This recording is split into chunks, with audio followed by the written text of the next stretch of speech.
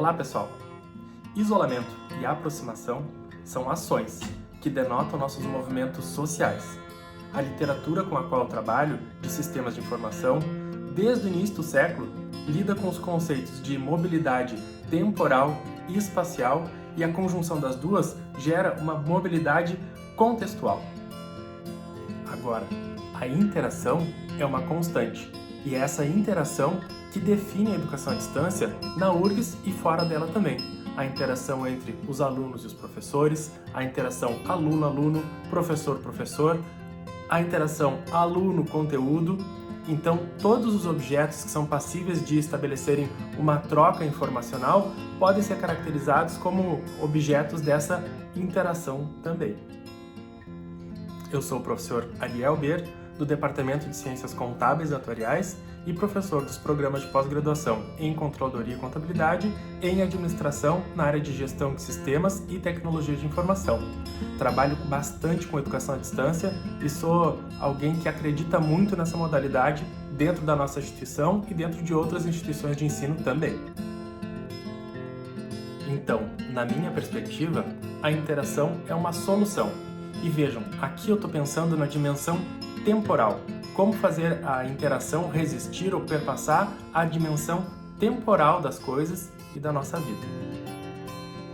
E aí, pensando na dimensão temporal e na interação, nós temos os conceitos daquilo que é síncrono e assíncrono. Ferramentas que servem para a nossa educação à distância e acontecem de forma síncrona, ou seja, com interação em tempo real ou ao mesmo tempo, e também ferramentas que promovem a interação de forma assíncrona, ou seja, os atores interagindo em momentos temporais distintos. Pensando então nas ferramentas assíncronas, um ótimo exemplo para a gente é o fórum que tem dentro do Moodle e dos nossos outros ambientes virtuais de aprendizagem da universidade. No fórum, nós conseguimos trocar mensagens, mas cada um vai acessar essa mensagem, enviar ou receber, no momento em que lhe seja mais propício realizar. Isso então permite que os diferentes atores, professores, alunos ou outros participantes de um curso interajam dentro dessa ferramenta, cada um no momento que lhe for mais propício. Mas no nosso cotidiano nós temos outras ferramentas muito semelhantes ao que o fórum faz. Por exemplo, o WhatsApp, um mensageiro que muitos de nós utilizamos com bastante frequência. No WhatsApp nós trocamos mensagens uns com os outros, essas mensagens de texto ou de áudio, elas são feitas cada um no seu momento.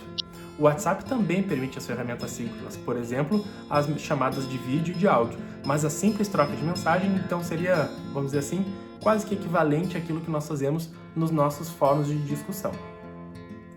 Bom, agora o principal do que eu quero falar aqui é sobre as nossas ferramentas de comunicação síncronas, aquelas onde a gente fala ao mesmo tempo com os nossos alunos, ou com os nossos colegas, ou com os professores. E dessas aí nós temos diversas possibilidades também dentro dos nossos ambientes virtuais. Aquela mais clássica, e que eu sou um fã particularmente, é o chat, o bate-papo. Gosto bastante de fazer aulas usando essa modalidade, essa ferramenta, e aprendi a fazer um chat muito efetivo utilizando uma estrutura previamente definida para as interações que vão acontecer, conseguindo modelar gincanas e atividades para os meus alunos para que eles respondam via textual no chat, então gosto da modalidade. Mas o meu foco principal aqui é falar sobre as nossas ferramentas de webconferência. Então, aquelas que permitem que nós simulemos chamadas com vídeo, com áudio, com troca de arquivos, com compartilhamentos de tela em tempo real com os nossos alunos. E eu vou falar um pouquinho mais delas. Vamos pensar no seguinte: uma webconferência é aquela que usa um recurso, uma tecnologia, que me permite então ter acesso à distribuição de mensagens por voz, por imagem e também pela troca de arquivos, como eu falei. Dentro da URGS nós temos uma ferramenta institucional chamada mConf. O mConf é um software que ele pode ser adaptado para ser utilizado dentro do Moodle, do nosso ambiente virtual, mas também existem outras ferramentas de webconferência possíveis de serem utilizadas e com essas mesmas capacidades de troca de áudio, de vídeo e de mensagens e compartilhamento de arquivos e compartilhamento de tela. Por exemplo, o Elos é uma das ferramentas, uma plataforma que utiliza também a base do mConf. E nós temos outras ferramentas de uso gratuito ou de uso pago bem reconhecidas, como o Skype, o Zoom, que internacionalmente é bastante utilizado também, o próprio WhatsApp, onde nós podemos então criar, trocar alguns arquivos e fazer chamadas para pequenos coletivos de pessoas. São então essas soluções de webconferência. E um parênteses bem breve, temos também soluções de videoconferência, tá? Que usam uma tecnologia um pouco distinta de distribuição de sinal, mas que para fins de planejamento de uma aula tem a mesma finalidade: troca de vídeo, troca de som, troca de arquivos e de informações via texto. Eu tenho usado bastante então o mConf e o Elos, e também tenho utilizado o Zoom para algumas agendas que eu tenho que são de fora da universidade e de dentro também. E o que eu acho interessante de se planejar, de se perceber, é que nós temos uma aula, ou uma atividade, uma reunião, uma banca a ser planejada e que ela tem que lidar com as limitações que essas ferramentas de webconferência nos apresentam. Quais são essas limitações? Bom, uma delas, e a primeira que eu vou falar agora para vocês, é a nossa percepção sobre como as pessoas ou os participantes estão acompanhando a nossa sessão ou o discurso de alguém. Quando nós estamos numa aula presencial, é bem frequente que o professor consiga olhar para o seu aluno e encontrar manifestações do tipo assim, ó, então que o aluno está concordando com aquilo que tu está falando.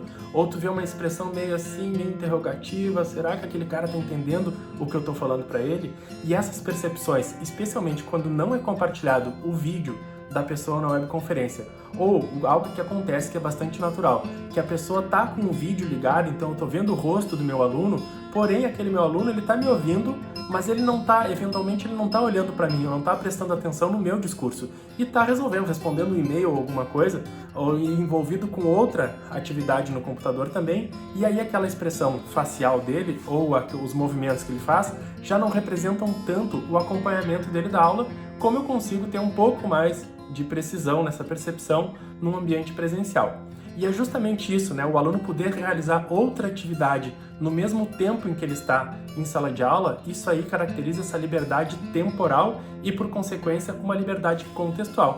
Eventualmente, o meu aluno, na webconferência ou em outra atividade de EAD, ele vai estar cumprindo dois papéis, usando dois chapéus no mesmo momento. Ele está ali como aluno, prestando atenção parcialmente numa webconferência, mas também está desempenhando um outro papel profissional ou familiar, onde ele tem que atender um telefonema, responder um e-mail, e essa é a confusão ou o conflito entre os diferentes contextos ou chapéus que esse meu aluno utiliza.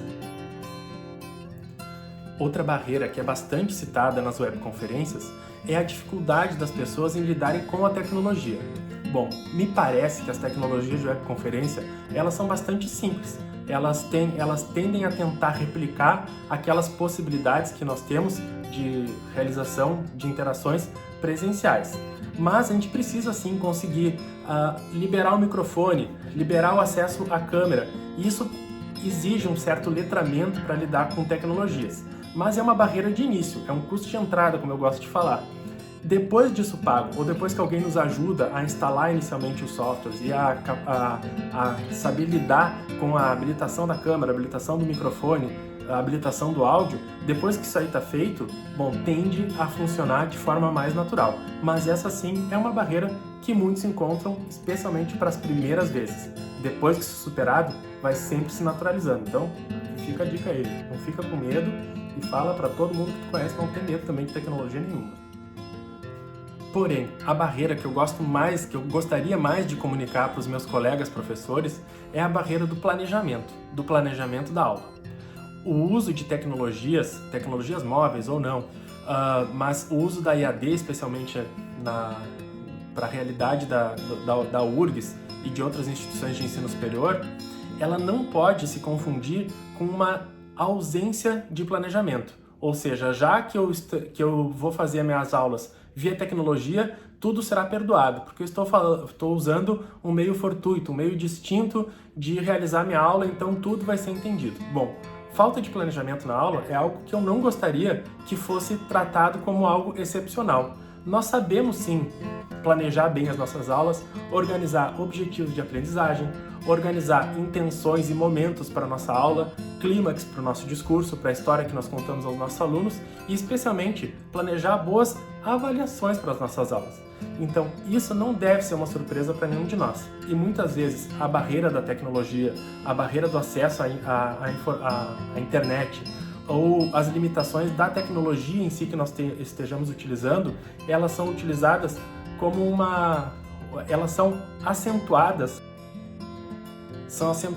enquanto causa daquilo que não está permitindo que o nosso aluno receba da melhor forma a nossa mensagem ou de que nós executemos e desempenhemos da melhor maneira possível a nossa aula e as nossas avaliações. E como eu falei para vocês, para mim, interação é solução. Ela é a solução que eu acho que nós devemos priorizar para a manutenção da qualidade das nossas aulas. Interagir no sentido de captar quais são as necessidades dos nossos alunos nesse momento diferente para todos nós. Quais são as necessidades dos nossos colegas e quais são as nossas necessidades nesse momento. A partir de identificar bem isso e conseguir comunicar bem com os nossos pares e com os nossos alunos, com certeza a efetividade das nossas ações vai ser melhor. As barreiras vão estar limpas, apresentadas explicitamente para os participantes de uma aula. E com essas barreiras apresentadas, a condescendência é maior com os comportamentos de cada um e o sentido de coletividade, de ajudar a lidar, superar essas barreiras é muito melhor também. Então vamos interagir no sentido de apresentar quais são as dificuldades que nós temos nesse momento para que os nossos colegas e os nossos alunos possam também nos ajudar a lidar bem com isso. Bom, e tem um uso da webconferência que é bastante interessante porque ele deturpa um pouco essa questão do síncrono e assíncrono que eu falei para vocês. O que é legal da webconferência nos nossos sistemas institucionais e também em outros que são possíveis? É a gravação da aula. Então, eu consigo dar uma aula para o grupo de alunos que estiver ali disponível a interagir sincronamente comigo, mas eu posso deixar essa aula gravada. Esse arquivo, depois que salvo, então ele fica como um vídeo. E esse vídeo pode ser compartilhado pelo um link que fica dentro do Moodle e que pode ser disponibilizado aos nossos alunos. Eles podem, no próprio link da webconferência, acessar uma sessão anterior, se nós assim disponibilizarmos para eles. Mas também nós podemos salvar isso num drive virtual, num Dropbox, no Google Drive, ou um compartilhamento via rede social, via um YouTube, por exemplo, de preferência com acesso restrito, para que nós passemos aquilo a quem nós realmente desenvolvemos determinado conteúdo. E deixar disponível a aula depois do momento em que ela aconteceu denota então essa liberdade temporal, aquela capacidade que todos nós vamos poder reacessar a nossa aula em algum outro momento, eventualmente repassar o link daquela aula para uma outra disciplina que também tem interesse complementar naquilo e principalmente os nossos alunos que não puderam nos acompanhar exatamente naquele momento vão poder nos acompanhar depois. Uma vantagem também é que depois que nós colocamos a nossa aula em algumas plataformas, por exemplo no YouTube, ela tende a ficar um pouco mais leve para trafegar para os nossos alunos. O que trafega de fato é o link num primeiro momento, mas mesmo que ele tenha uma capacidade de internet um pouco baixa para viabilizar a participação com uma altíssima performance numa webconferência, quando isso está disponível dentro do YouTube, ele consegue até fazer o download da aula dentro do próprio YouTube, dá para ele salvar a aula ali dentro e aí depois que tudo se salvou, ele assiste ela de forma corrida, ou então ele pode ir assistindo aos poucos, né, quando ele tiver mais disponibilidade de internet ou menos.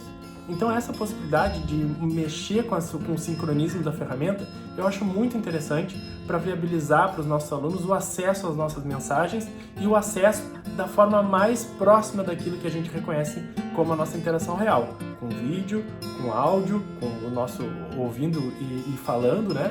E também com a troca de arquivos de PowerPoint ou outras apresentações, a leitura de materiais que estejam disponíveis web também, como sites ou e-books ou apostilas que nós tenhamos. Então, simula bastante aquilo que nós naturalmente já fazemos nas nossas aulas. Por fim, a minha mensagem é de que nós nos mantenhamos esperançosos de que a nossas atividades vão voltar para um novo normal, um normal diferente, mas que a nossa proximidade em seguida vai ser recuperada. Então que as nossas comunicações e o calor das nossas mensagens vai poder se valer também dessa proximidade física que atualmente não está existindo. Estou esperançoso e estou ansioso já por esse momento de retorno. Um grande abraço a todos os meus colegas, a todos os participantes da universidade, aos familiares e a toda a comunidade que nos assiste. Até mais!